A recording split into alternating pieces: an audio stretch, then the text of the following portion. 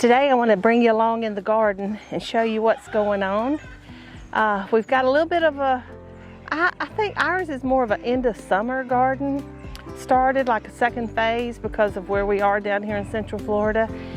But I want to show you what we've got going on and our plans for our fall garden this year. And I'd love to hear what you've got going on. What are your plans for fall? What are you growing this year? But first, before we do all that, we need to get these chickens watered and fed.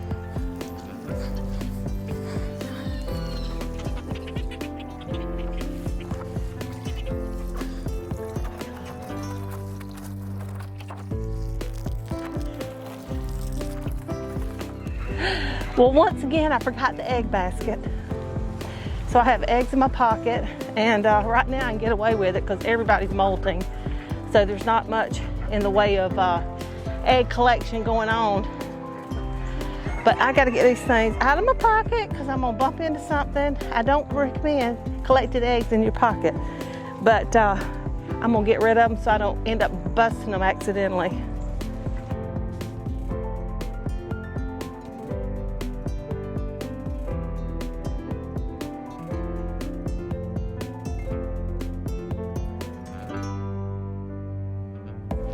I always go to my garden first because the sun's coming up nice and bright, and I'm not a big fan of being out in the straight up sun working, well, especially this time of year because it's just so humid and the humidity alone is bad enough. So I try to do my gardening stuff first and then take care of the animals because it's mostly shade. But these little buckaroos out here, these guys, these chickens and ducks, they are like front and center, and they're at the end of the fence right there every morning just waiting for us to come out. They are so excited. So I do try to take care of them first. Now y'all, I'm actually excited about my garden.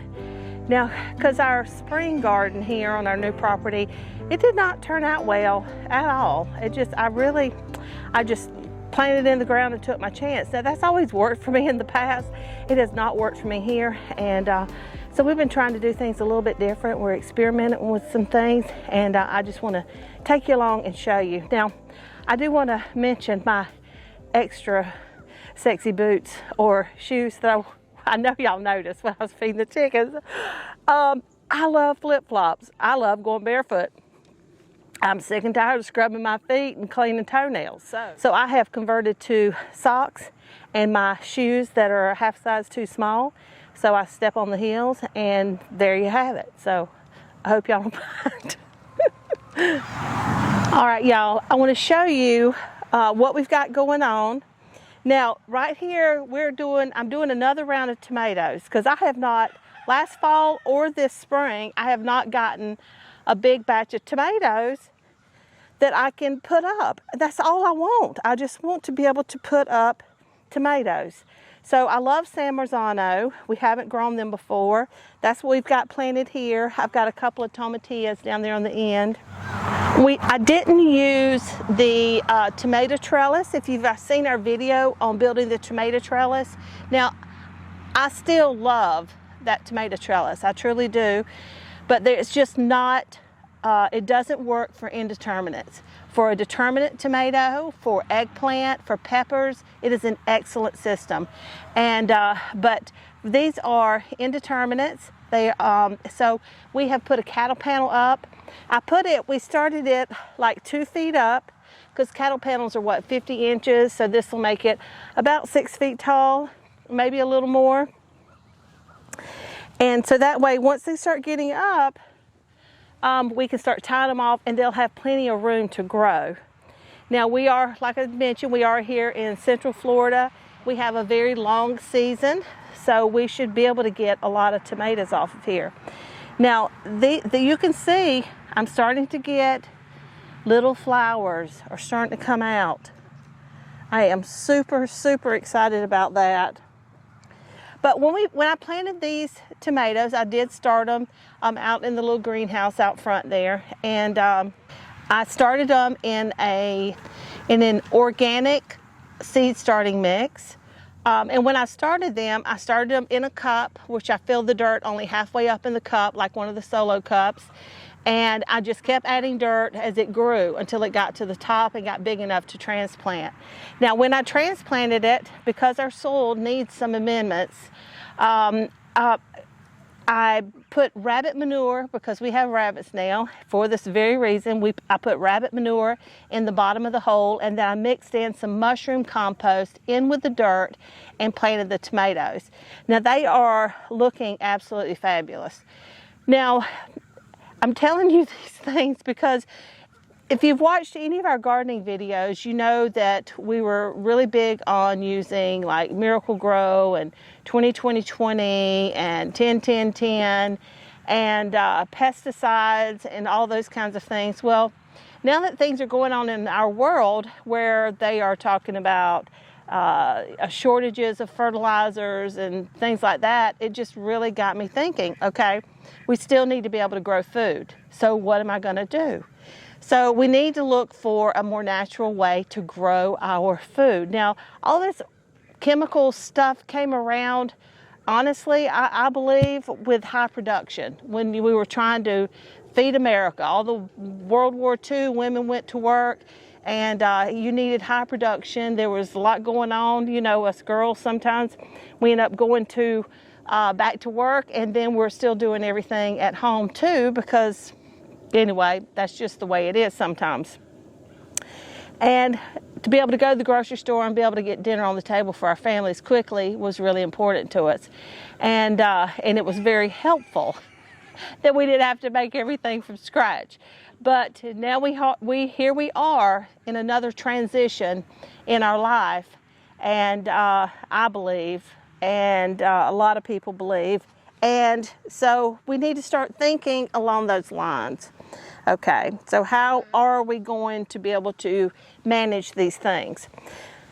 So we're trying to really build up the soil. I have worms I've ordered for my compost to help really work through the compost, to be able to have that to come out here and to be able to make compost tea for fertilizer. None of these things have been fertilized outside of rabbit manure and mushroom compost. A lot of this I have come out here and just put some mushroom compost along the top of the ground around a lot of the vegetables, the things that are out here, and it has really, really helped. Now, one other thing that I did do to my tomatoes, because I have seen before where you can take an aspirin, it can't be coated, y'all. Take an aspirin and you melt it down in the hot water and then add it to a gallon of water, and you can come out here and spray your tomatoes, your nightshades actually. So you can spray your tomatoes, and it creates this fight within them. It puts up this barrier against pests and things like that, and you do it once every 2 weeks. Now I am doing that. I've sprayed them once, and so I am going to be doing that to kind of help try to keep them healthier. Now in the fall, you always hear less pest pressure, and you know, I believe that to be so. But here in Central Florida, you know, we are in hurricane season, so we get a lot of rain, a lot of moisture. Tomatoes don't like their leaves wet. So we'll just have to see what we can do, keep them healthy. So that's what we're doing there. And now all along the front here, you'll see all the straw and stuff is pulled back. That's because all along in front of the tomatoes, I sprinkled basil seeds. And it is coming up like crazy. I put holy basil at the other end down there, and it's not sprouting up quite as well, but I do have a few. So if we have that, we can propagate it and create more later on. So as long as they keep coming up and going, we'll be in good shape. So I'm super happy about the tomatoes. They were wee little guys, and they're coming right along. You see, they look really good. They're doing really, really well. Now in this row here, I did another row of okra because my okra was just a flat out fail. It was a horrible, horrible year for okra. So my family they love pickled okra, fried okra. I love it any way you can make it. And so I'm doing another row of okra. I've got a couple of little pepper plants mixed in there. And they're doing really well too. Now I know you see this big old mess back there. That's the back section of this garden. And you know, I don't know what we're going to. We bought tarps the other day. Our push mower tore up. You know, we need to get it mowed down super short again. I think we're going to tarp it and just leave it and try to get a handle on that at another time. Trying to put our concentrations in other areas. You know, you can only do so much. And you know, I'd really just like to be successful at something rather than have all this huge garden stuff planted and a failure at all of it. So we've kind of pulled it back, taken another look at things, and because to be able to grow food is just really important to us, and I just think we're all in a time in our life in the world that we really need to be looking towards that and to figure out ways to get our stuff together. Get ready, guys, and let's just prepare. Let's figure it out and get growing some food. Now you see the sweet potatoes, they just look amazing. They are just going nuts out here. And they're just gorgeous. The bees love these little purple flowers. I love these little purple flowers. They're so pretty. And oh, there's some other little bug in there. And they're just doing excellent. So I'm really pleased with that. Now in about 3 more weeks, we will do a little test on them to see if they're about ready to dig. Plus, you really need, when it comes to potatoes, you really got to watch the weather because they don't like a lot of water. Now, right here is my yarrow, which is an excellent medicinal plant. It stops bleeding.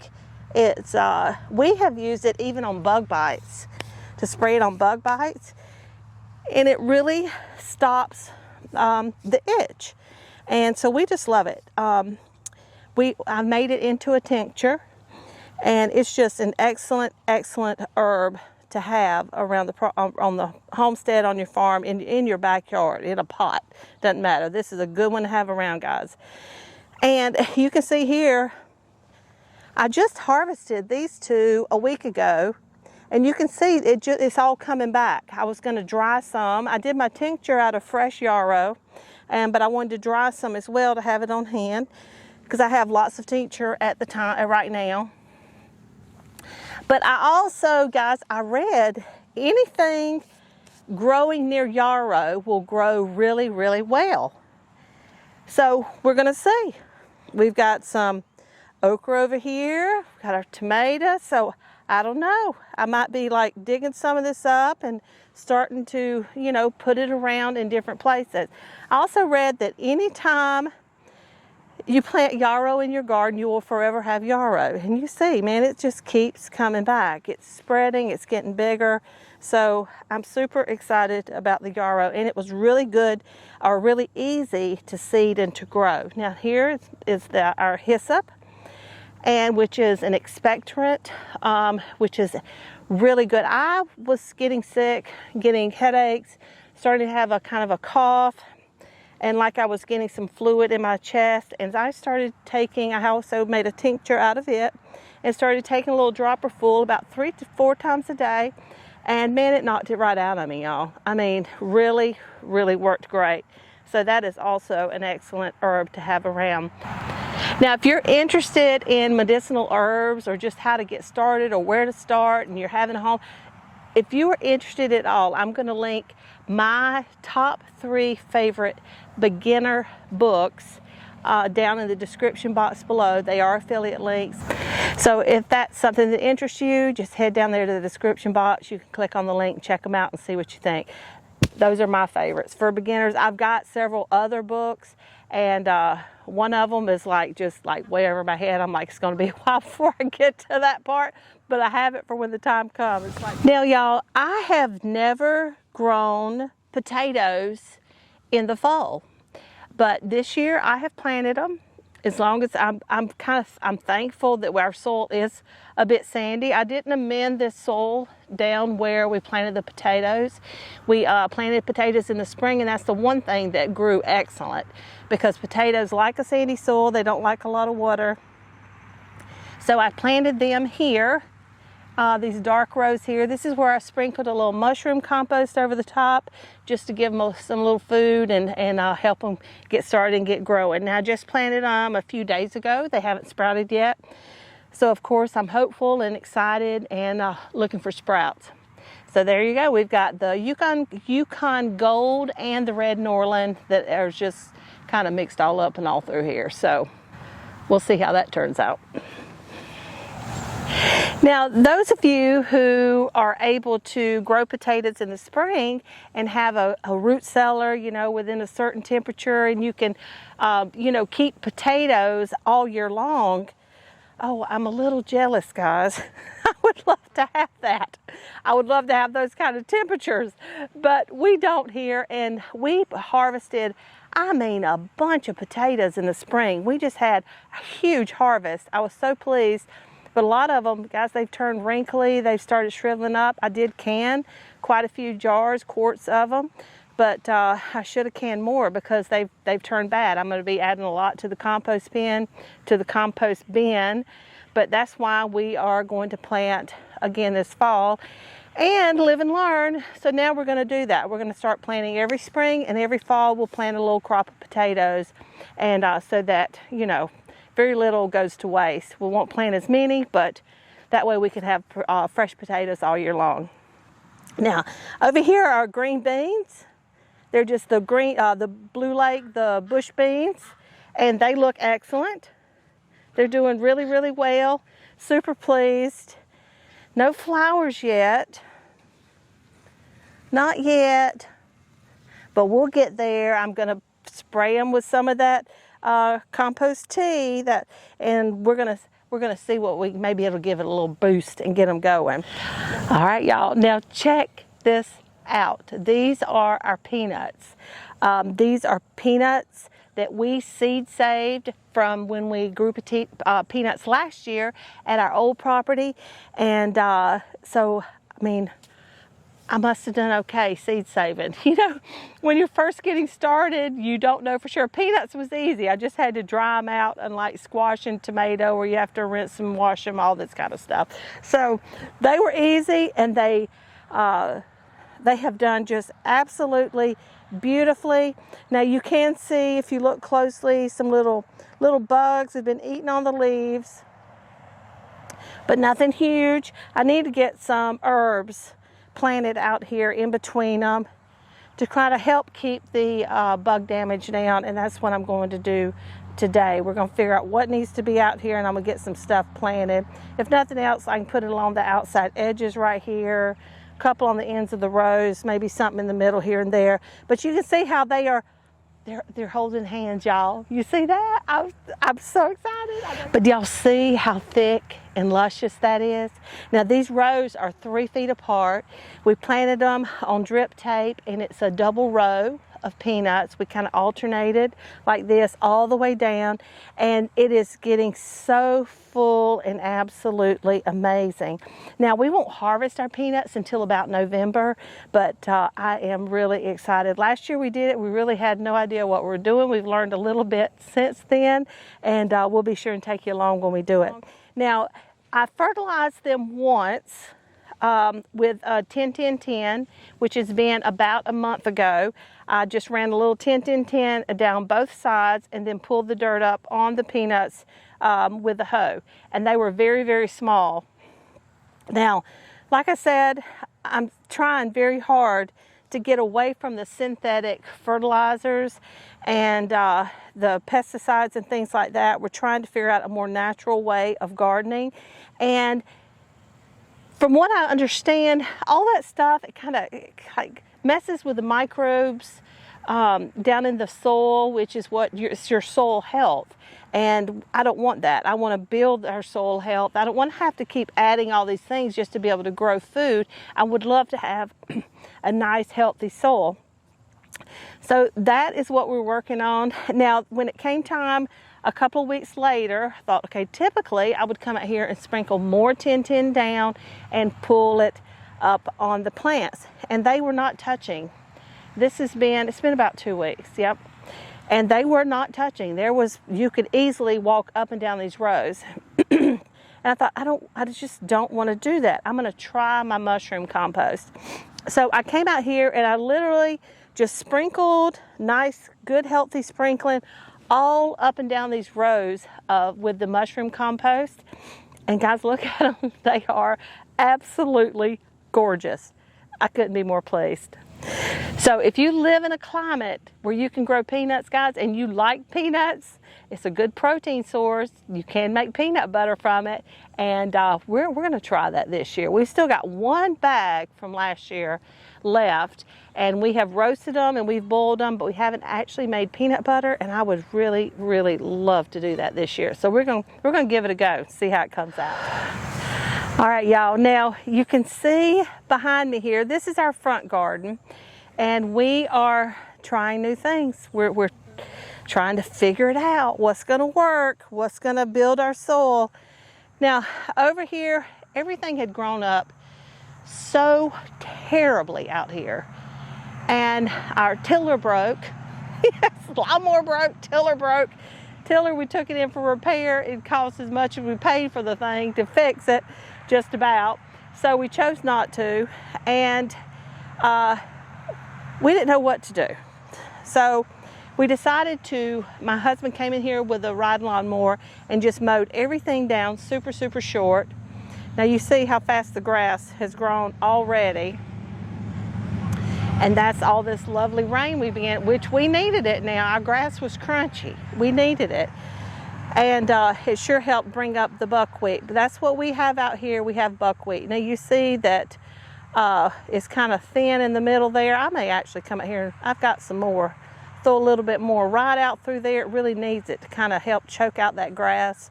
So we're going to grow this cover crop, this buckwheat cover crop out here in this section. We're going to mow it down. And I would really like to plant another cover crop after that. But we'll see. We'll see what happens. So over there behind, on the other end, you'll see the hardware cloth or landscape fabric. And over there we're planting our winter or our fall garden, you know, the brassicas and some peas and the more cool season things. I started some seeds over in my little greenhouse over here. And I love that little greenhouse, and I think in the spring it is going to be absolutely excellent for starting seeds and being able to do it out here, especially with our climate. It'll be nice and warm in there. Starting them in the fall, it was just too hot in there. Some things came up, some things didn't. Cauliflower didn't come up at all. So anyway, trial and error, figure it out, right? Figure out what works for your space and what you got going on. So over here, I've decided that I was like, well, heck fire, what am I going to do? You know, we went ahead and we put down the landscape fabric over there. We started burning holes in it with the thingy bobber my husband has. It's not working well. I need to go get a butane torch to be able to finish out my holes. I did start planting some of my cabbage. I plan to do a succession planting so everything doesn't come in at one time. And the brassicas, they like a little frost, so we'll be okay. We don't expect frost until like the end of November, 1st of December, so we'll be in really good shape. So that's what we're going to do there. Now, for all of you that have heard me say, just because you don't have land, you can still grow food. Okay, you can do it in your flower bed, you can do it in a very small little kitchen garden in your backyard, you can do it in a pot.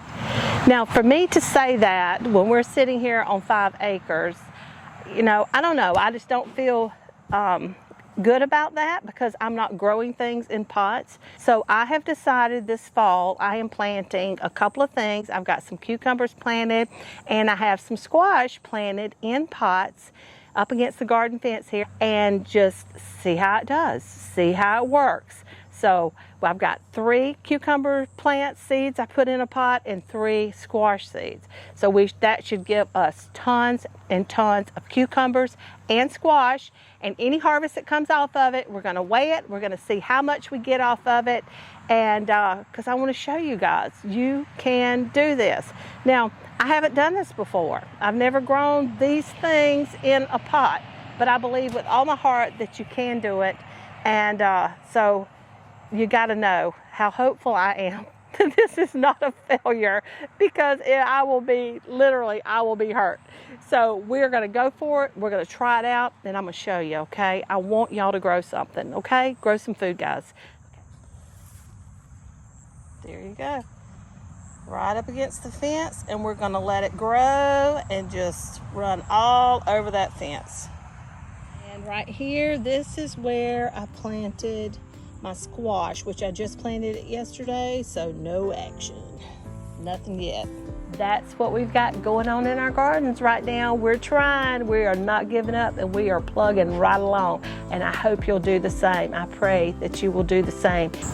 Now, we would love to hear what you are growing this fall, so please be sure and leave them in the comment section below. If you feel inclined, guys, leave some detail, you know, like what zone you're in, and little helpful tips, companion plants that you have found that work really well for specific crops. It's so vast, the amount of things there are to learn out there, and there are so many new homesteaders out there that are, it's like us, we're trying to learn it all, you know, learn it all at one time, and it can be very overwhelming. So any shortcuts from somebody that has some experience, instead of reading through all of this stuff and then trying to figure out what is going to work in your area, because you don't know how helpful that will be. Say, I'm in zone 6 and I plant this and I have a companion herbs of this and it keeps the bugs away. It's huge. It's really, really huge. So if you have any information like that, be sure and leave it in the comments, guys. Just one. You ain't got to go through everything that you grow in your garden unless you want to. Please feel free to do just that. But just leave one. If we all everybody that sees this video leaves one little thing that works really well in the garden together as companions that will help feed them or protect them from pests. So good information, y'all. Now, if you haven't checked out our website, head on over to simplymadehomestead.com, where you'll find printable recipes. There's a supply list and a how-to on how to build a quail cage. And there's also a recommendation section for things that we use on our animals, in the kitchen, in the garden, in the recommendation page that could very well help you in your journey on building a homestead. Now, guys, don't forget to share us with your friends and family and all across social media. Hit that subscribe button and a big old thumbs up. Apparently, a thumbs up is a big deal on YouTube and would really help our channel. So, guys, come on, give us a thumbs up. We could use all the help we could get. All right, y'all. Until next time, take care and God bless.